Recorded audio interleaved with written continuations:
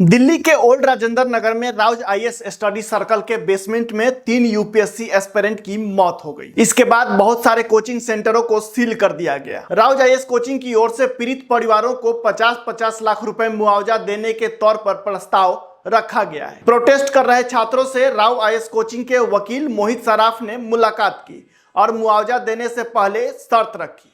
पहले सुनिए उन्होंने क्या कुछ कहा है। I think from the family side, what we are offering is a 50 lakh compensation to each one of the student who has lost his life, 25 lakh rupees right away, and 25 lakh once Abhishek, who is the CEO of the organization, he comes out, and we are able to meet the requirement, the financial requirement to pay the rest 25 lakh. And I also have committed on behalf of the family that the next part will be paid within 6 months. So it's not conditional. It's not that it can never be paid. It's not like that. It will be paid within 6 months. If Abhishek gets bail before that, it will be paid far earlier, but it will not be paid beyond 6 months.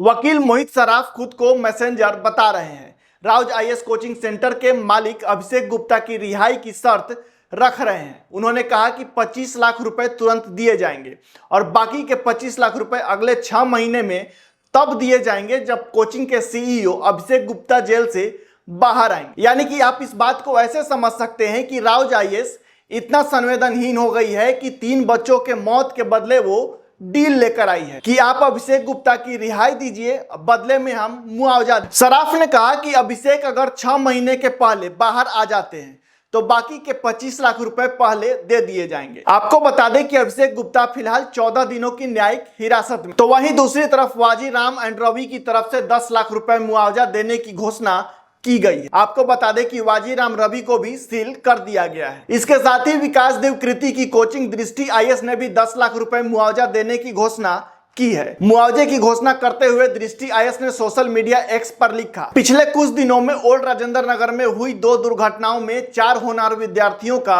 असमय निधन हो गया। एक विद्यार्थी नीलेश राय का निधन जलमग्न सड़क पर करंट लगने से हुआ, जबकि 3 विद्यार्थी श्रेय यादव, तान्या सोनी और निविन डॉल्विन एक कोचिंग संस्थान के बेसमेंट में हुए आकस्मिक जल भराव का शिकार हो। यह समय निश्चित तौर पर चारों बच्चों के परिवारों के लिए अत्यंत कठिन का है।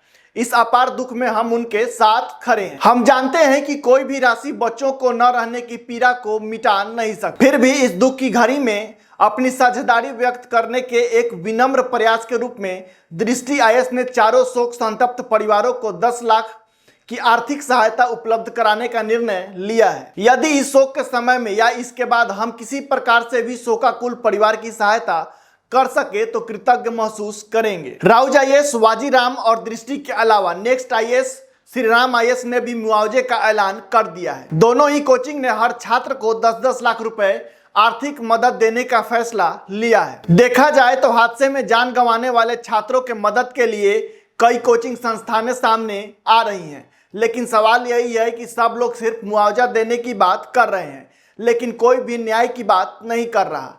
क्या इस मुआवजे से मृतकों के परिवार को न्याय मिल जाएगा? जिन कोचिंगों में छात्र लाखों की फीस देकर अपना सपना पूरा करने के लिए जाते हैं, जिन पर भरोसा जताकर घर परिवार से बहुत दूर बेहद मुश्किल हालात में सामान्य जीवन जीने को मजबूर रहते हैं, उन कोचिंगों को सिर्फ मुआवजा देकर अपना पल्ला झाड़ लेना कहाँ तक सही है? आप अपनी राय हमें कमेंट बॉक्स में जरूर बताएं।